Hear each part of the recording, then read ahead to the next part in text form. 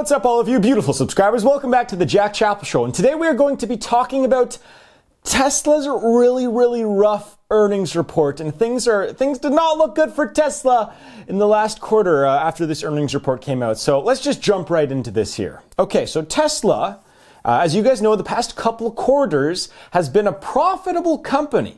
So I think last quarter they actually made a profit of somewhere about $140 million. And for a company that's been losing money for a decade, that I've made fun of them for in all of these videos, it's been kind of is kind of a cool thing to see, that a company that's been losing money for so long that a lot of people did not believe in, that it was the most shorted company, I believe, in the history of the stock market. And to see this company finally make a profit the past two quarters, and a substantial profit too in the last one, it was really great to see. And then this earnings report came out, and things are not looking good for Tesla. I should say, we're going to get to the macro, but last quarter one, was probably the worst quarter we've seen Tesla have in a few years. And it's a little bit worrisome. So let's just jump right into it. Okay, so Tesla and a lot of Wall Street investors were expecting the company to lose roughly $300 million, $200 to $300 million in Q1. And then after this earnings report came out, they not only doubled that, they pretty much They lost $700 million. They more than doubled what they expected to lose, which obviously is not a good thing. So they lost $700 million over the course of 3 months, which is shocking considering that they made a profit just last quarter. And so we're going to talk about some of the reasons why that is. But you know what I love about Wall Street? Is that when a company gets really bad news, specifically Tesla, this is the Tesla weird thing that happens with them. When Tesla gets bad news, their stock somehow goes up a little bit. And when Tesla gets good news, the stock kind of stays the same or goes down. I mean, the Tesla stock drops when Elon smokes weed on Joe Rogan, but when they lose $700 million in a quarter, the stock goes up 2% or whatever. It went up 2% temporarily. I think it's back down to where it was, but it's really crazy. And so it went up 2%. Tesla stock went up 2% after announcing one of their worst quarters they've had in a long time. Okay, so why did this happen? Why did they lose all this money? What do I think of it? Okay, so they lost money largely because of a pretty big drop in sales, just in general, in sales and revenue. So obviously from Model 3, S, and X is their other one. And see, what do you guys think of this? Because I still think that Tesla, their entry-level car, it's good price now. The Model 3, they're not, obviously they're so far behind on production. But I think that there's a few reasons. People are tired of waiting for a year or two to get their Tesla. And I think that it's still pricing out a lot of middle-class people. A lot of, especially young adults too, like you can't afford a $35,000 electric vehicle. Now, it's like 40 grand, 30 to 40 grand, this car, sometimes more, depends on what features you want. But, I think that they've kind of hit a temporary plateau with their upper middle-class market, I would say. But I'm sure that the sales will keep ramping up again. That's just my prediction. I'm going to get to the point why I think that is in a second. So yeah, sales just kind of peaked and went down last quarter. And I think that their market in North America is kind of plateauing I don't know how many vehicles they've sold, I should. But anyways, so they delivered 63,000 vehicles last quarter in Q1, which is 33% lower than the quarter before. And obviously, if you're not delivering your cars on time, which they're the worst company at all time of delivering on time. There are people that ordered Teslas a year ago and still haven't gotten their car. And I don't know how much people are willing to put up with that any longer. So that's one of the reasons why their production's down. They're so far behind. People don't want to wait to get their car. Meanwhile, they can now go to, I'll get to this second, they can now go to a Chevy dealership and get a car the same day. That's an electric vehicle. I'll get to that in a second here. But yeah, actually, I'll just talk about that right now. So other companies, so Tesla had a really big head start in this industry, as we all know. Tesla, I mean, electric cars have been around for decades, like 50 years. People don't realize this even more. But Tesla was the one that popularized it. Tesla was the one who took a big risk and pretty much invented the modern electric vehicle industry for the most part. So they had a big head start. They started picking up steam in 2008-ish, and they really started picking up steam really about 4 years ago for the most part. That's when everyone started to see the Teslas actually on the road. And I think that their head start has run out. Their head start, a lot of the other companies like Chevy, Audi, Mercedes, Hyundai. I can never pronounce that right because it's the Y always throws me off. And Porsche, a bunch of other, pretty much every car company now has, like Ford, they all have electric vehicles, all of them. And Tesla is now not the only game in town. That is something that they're going, so now they got competitors on price point. There are cheaper ones, and the Nissan Leaf, which I'm going to get to in a second here, a much cheaper car, obviously cannot go as far as the Tesla, but there's tons of competitors now.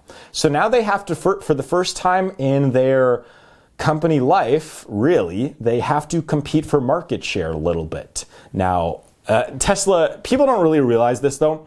Tesla is still the number one electric vehicle in the company in the world, and they have the out of the top 5 electric vehicles, they have the number 1, 3, and 5 electric vehicles in the world.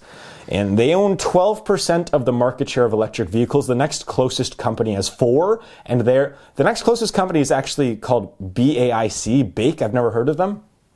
And they are owned by the Chinese government.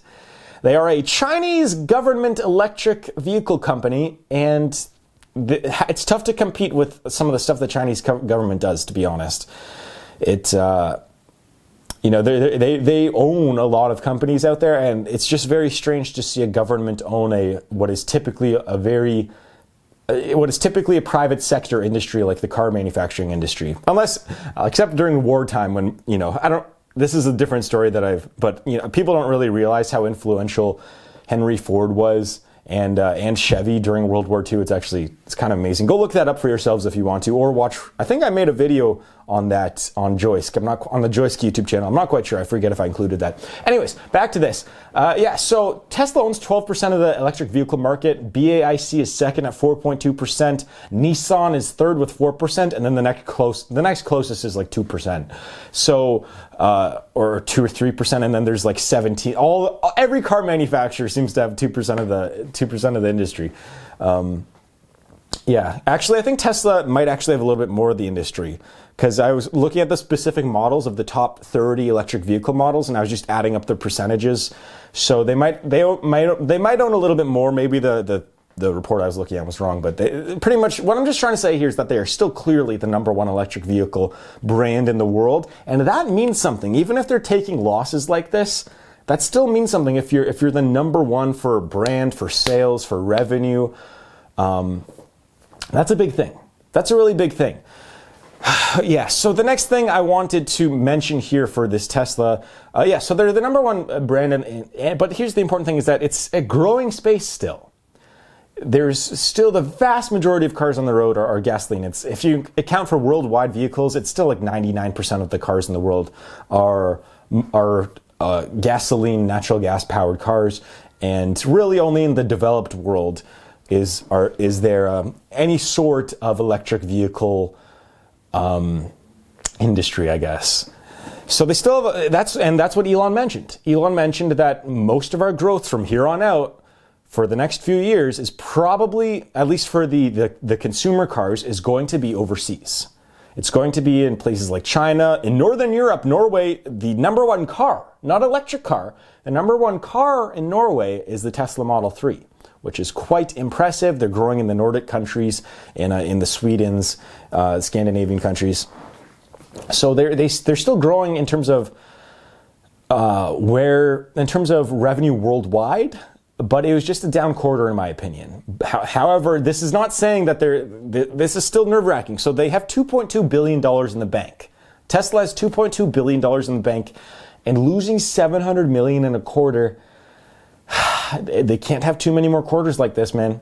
And they're going to survive as a company because even if they do kind of run out of money, I still think they have enough support from Wall Street to at least get one more big loan or one more big investment from someone, like they have pretty much the last, every year for the past, 3-4 years, they've gotten a big loan or investment from someone. And I think that they have a little bit more faith from investors because they show that they can turn a profit. They show that they can turn a profit, and that's really big for investors. So there's a few more things I want to mention here. So here's some of the upside of Tesla going forward and some of the downsides that I saw. So the upside is their truck is coming. This is really big. So their electric vehicle truck, which can drive further than natural gas trucks, it's much cheaper. It's going to be autonomous too. I believe that truck's going to be a game changer in the next. It's going to come out next year in 2020. I think it's really going to be a game changer when the autonomous vehicle stuff starts to kick in a little bit. So maybe 2023, because the government really doesn't want to pretty much phase out a lot of the driving jobs, because being a truck driver or just being a driver is the number one job in North America right now, in the United States, Canada, and Mexico. So if that job were to go away, then, I should say it for, it's the number one job. Retail is such a big sector. There's specific jobs within retail because retail is still number one. But for the most part, truck driver is the one specific job. It's the most common specific job in North America. And if all of those jobs were to go away, the economy is going to crash pretty quickly. And then you have guys like Andrew Yang that are running for president saying that if that happens, we're going to just be taxing these vehicles, kind of like a robot tax, taxing these companies that use these autonomous vehicles. They will still make more money and bigger profits, but that money gets passed down to the people essentially who lost their jobs. So if that happens, that's an interesting idea. Let me know what you guys think about that. But the Tesla truck's going to come out next year, most likely. They said it's going to come out mid next year, but because it's Tesla, it'll probably come out 2021 because they always miss their dates. It's going to be sold for about $200K. I think that that's going to be a big thing in the future. That might be the start of the new economy. We'll see. One of the downsides of Tesla that I know it happened a few months ago, but I was really underwhelmed by their Model Y announcement, which is essentially a $65,000 hatchback small SUV. I wouldn't even consider it an SUV. It looks tiny. And for me, I'm not paying $65,000 for that. I like their initial, Model S? Is it the Model S or the Model X? I forget. Their SUV that they had before, which a lot of people didn't like, that's the kind of size and car that I think a lot of people would be willing to pay a little bit extra for. I didn't like the Model Y. Let me know what you guys think. For $65,000 especially, I think it's too expensive. I was hoping that they were going to go to the other end. I was hoping that they were going to go a little bit bigger or a little bit smaller. I was hoping that they were going to get announce a car that was either $25,000, like something that all the middle class people, not all, but a lot of middle class people could afford, or go the other end and be a super high end SUV, a $80,000 to $100,000 one. But they went in this in-between thing, and it's not for me. So I'm a little bit down on that, on their next car to come out. So I'm not bullish on their next Model Y sales, but I'm bullish on their truck sales. So in conclusion, here's what I want to wrap it up. Tesla's financials, not doing great last quarter. Not good. It's not a good thing to lose $700 million after making a profit, especially when you've had a history of losing money for a decade and you don't have a lot of money in the bank. It's billions of dollars in debt. It has to pay back tons of, Tesla is so much in debt right now. It's going to take, I don't know how many years it would take to pay it off. I don't even have a rough estimate. I think they have somewhere between $5 and $10 billion of debt right now. I think. Don't quote me on that. I should have looked that up before this video. My apologies. But that'll take 5-10 years to pay off, in my opinion. Maybe it'll take less. Maybe it's a shorter term loan for all I know. Maybe it's a 3-year term loan. I don't know. They're still having losses, but you know what? They're still the leader of the industry. They're still the number electric car brand in the world right now, and I think that they have enough support from Wall Street not to fail. So in overall opinion as a company, Tesla, I'm still fine with that. This quarter is obviously very rough. I'm not gonna say that it was a good quarter.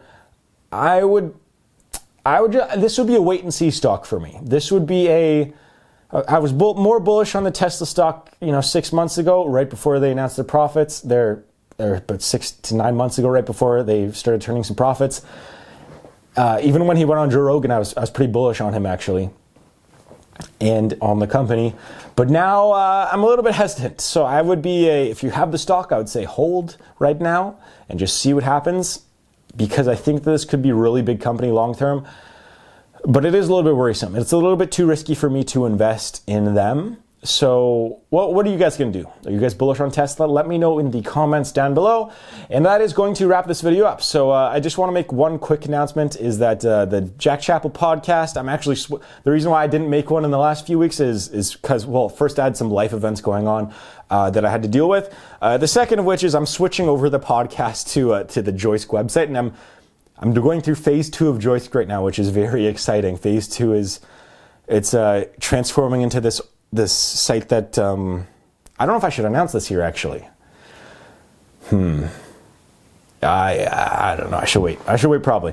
Anyways, I'm transforming Joisk, so I'm working on that. I have some more videos coming out in the next few days on this channel, so hope you guys enjoy that. I'll try to stay more up to date on the business news here and update you guys with my opinions. What do you guys think on all this? Let me know in the comments down below. And also check out the Joisk YouTube channel. The Joisk YouTube channel hit, it was the I've had 4 YouTube channels, including this one, that have hit over 1 million views and have grown to, thousands, tens of thousands. I have 3 channels with over 10,000 subscribers. And so thank you all for subscribing. And the Joisk YouTube channel is the fastest that has ever hit 20,000 views, which is quite cool. I really just started that a couple weeks ago. And not a lot of you have actually watched those videos because it's completely different from the stuff I talk about here. But it's just quite, I think that channel might have 25 or 30,000 views in just a couple weeks, which is it's quite crazy when you just start YouTube. So thank you guys for all that and all the support. And sorry that I've been away. I'll make a video on it. Life kind of kicked my ass the last few weeks. Not in terms of health or anything, but just everything in life in general has been quite strange. So anyways, thank you very much for watching. I'll see you guys in the next video.